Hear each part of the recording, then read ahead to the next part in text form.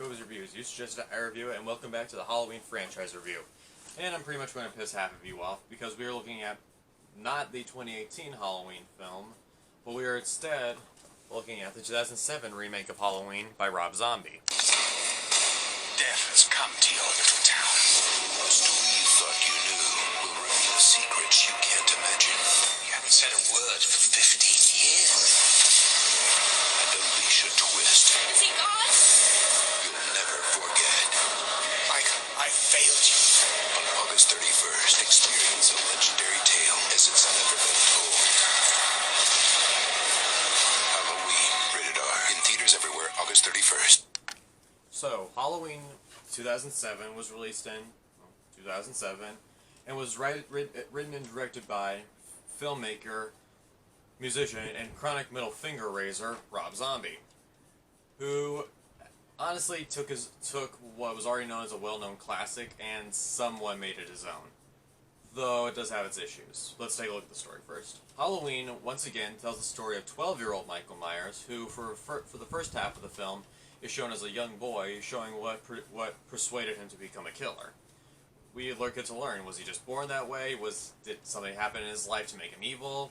Turns out he had a really terrible dysfunctional family, with his father being dead and his mother dating an abusive jerk.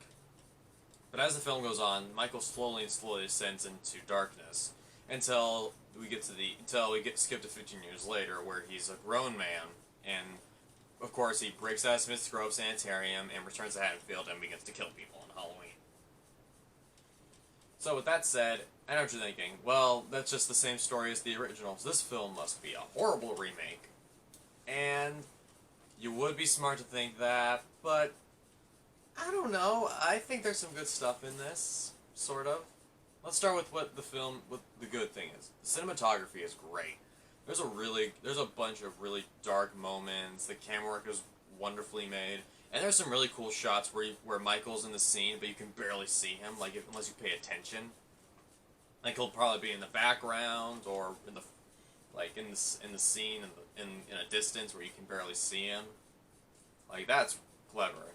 The acting's okay too. The cast is amazing too. We got Malcolm McDowell as Dr. Loomis, Sherry Moon Zombie as Michael's mother, Sheriff Brackett this time is played by Brad Dourif, who you may also know as Chucky, the killer doll, and some really good actors. Danny Trejo gets a quick cameo too, as a janitor at the asylum. But probably the best actor in the whole film is Dake Furch and Tyler Mayne as Michael Myers.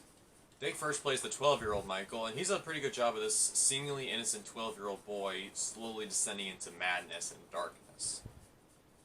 Even when he's in the asylum, he still acts like a normal kid, though we do get to see the darkness is still in him as the film goes on.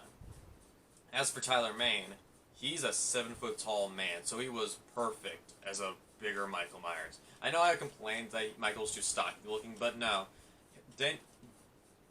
Tyler Mayne is a pretty skinny dude, and though he was a pro wrestler, he played Michael brilliantly. He was intimidating and scary and just great as Michael.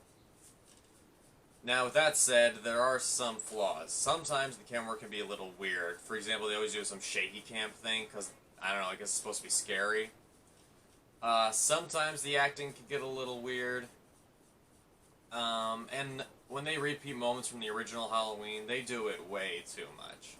I get that you're trying to show homage to the original, but can you at least show that you're not ripping stuff off from the original? Because, like, there's some stuff like where Michael's standing out the window, Laurie looks at him, then disappears in the next scene. Some other stuff that Halloween has going for it is Laurie's friend Annie. Now this time, Annie's played by Danielle Harris, who played Jamie Lloyd in Halloween 4 and 5. That's kind of a nice Easter egg, returning to the franchise that made her popular in the first place. As I'm assuming. Anyway, and unlike the original, Annie actually survives this film. And while Laurie is more like a typical Rob Zombie teenager, she does still end up surviving because she was a good babysitter.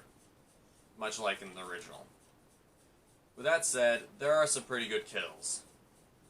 There are actually more kills than were in the original, considering Michael kills about 5 people, as a child. Yes, instead of his victim just being his sister this time, he kills a bully, his stepfather, his sister's boyfriend, his sister, and a nurse at the sanitarium.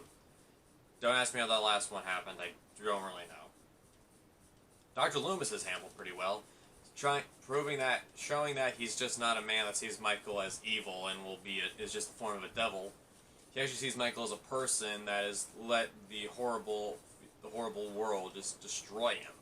He wants to be a good doctor for Michael, though for some reason there's a subplot where he's making a book about Myers, and he even admits near the end that he failed Michael, which is actually kind of touching that Dr. Loomis blames himself for Michael turning bad, doesn't just blame the fact that Michael was evil from the get-go. Alright, with all that said, I'm going to give away the ending of Halloween 2007. If you don't want to get spoiled, watch the movie. After Michael's brutalized, Laurie's stepfamily, and pretty much half all the characters were introduced in this movie, the last one remaining is Laurie. Laurie gets kidnapped by Michael, taken to their old house, where Michael takes his mask off. Yes, in this version, Michael has no intention of killing Laurie, he just wanted his little sister back. Though she was a baby when this photo he shows her was taken, so I doubt that she would actually recognize him. Laurie escapes, then Michael chases her enraged, and Loomis shows up and shoots Michael 3 times. Carries Laurie to his car, and you think it's over after we get the traditional "was it the boogeyman" line. But then Michael breaks through the car, grabs Laurie, drags her back to the house, begins to find her by destroying the house some more. Then they're on the second story of the house, he runs at her, they fall through the window, then Laurie shoots Michael in the face. Yeah. That's one way to kill off your indestructible killer. Rob Zombie's Halloween is not a perfect movie, but it's far better than Halloween Resurrection or 5 or 6. If you haven't seen it, I would recommend you watch it and compare the two together. Like, pick your poison. Which one did you like more? Personally, I do like both these movies. Well, with all that said, we'll go with the reviewer. See you next time.